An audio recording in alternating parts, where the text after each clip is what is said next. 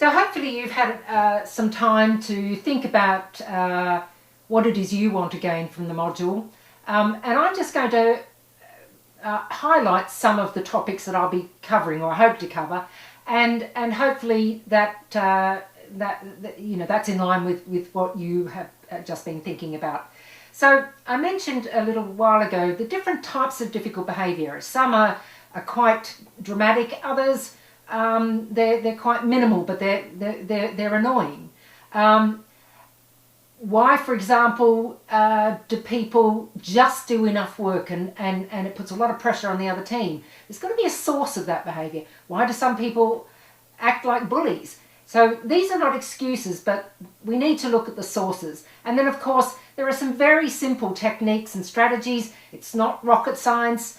Simple things like just writing things down so that later, after you've had that awkward conversation, your difficult person can't turn around and say, well, that's not what we agreed. So it's coming up with simple strategies like that. Conflict. So it'd be great if we never had conflict. And unfortunately, conflict can go hand in hand with having to deal with your difficult people. So what are the stages? And if you go back through your experience, you might think, well, there was a time when it seemed like I could handle it, and it just seems to have escalated. So there are 5 key escalation stages, so we'll look at those. And how you diffuse anger. Developing our assertiveness. Recognizing that assertiveness is not being aggressive. It's a different thing. And of course, the opposite to being aggressive is passive. Recognizing when we do have to take a step back. And of course, what we will sometimes be dealing with are people who are passive aggressive. How do we deal with those people? And I also mentioned a little while ago, saying no and meaning no. Why is that so important? Because we have to manage people's expectations. If you're always saying yes to everybody, you're going to run out of time, you're going to turn a blind eye to unacceptable behaviour, you're going to agree to do something that maybe you're not qualified to do or don't have the authority. So sometimes we have to say no. So how do we do that?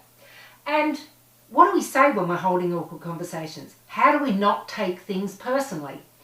And the impact of our personality. Am I a structured, organised person? Am I a go with the flow? Am I a quiet, retiring person, or am I more extroverted? All these things matter, because the better you know yourself, the better you will know other people. And I mentioned motivation. I think that's really important. What motivates us to do what we do? What motivates us when we need to modify our behaviour? So again, understanding our basic motivations, and is it something that we can do for our difficult person that might motivate them to think about modifying their behaviour? Understanding where our locus of control resides. Difficult people, generally, they don't feel as in control of their situation, their external situation. Whereas people who tend to be less difficult are in control of their emotions. They don't believe that anybody else controls what happens to them. They believe that they are in control of their own destiny, if you like.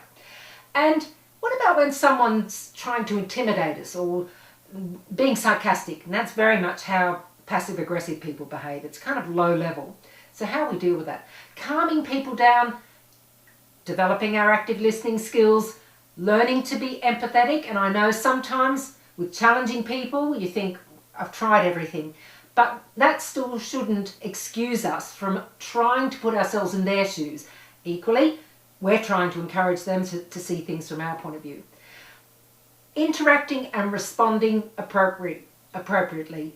So many people I work with, they just don't respond quickly enough, and then it does escalate. Or sometimes, actually, they jumped in too quickly. So just judging that situation.